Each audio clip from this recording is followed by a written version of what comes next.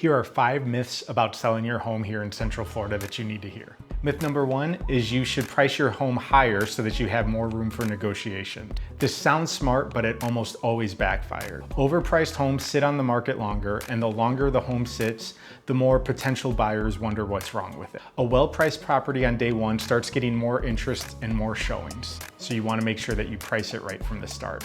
Myth number 2 is you don't need a real estate agent to list your property. I get it, there's a lot of tools right now available, including AI, which I use myself, and you think that this will be able to handle the property for you. But according to data from the National Association of Realtors, sellers that tried to sell their home on their own sold for just $360,000, while the median sale price for agents was at $425,000. The right agent pays for themselves. Myth number 3 is you should always accept the highest offer. The highest price may not always be the best.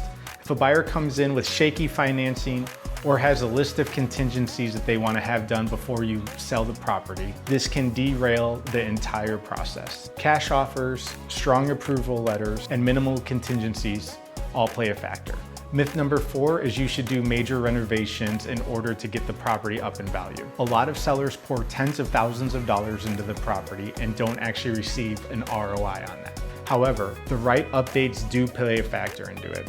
There's actually a program that I know that I've done a video on before. A company can come in, do some renovations, and then you don't pay them until after the property closes. This way you don't have to pay for the renovations up front. And myth number 5 is the best time to sell in Orlando is in the spring. This may be true in other parts of the country. However, Orlando, Florida doesn't have any snow. So we actually have a good time to sell or buy a property all year round. And there you have it. There are 5 myths that we just busted.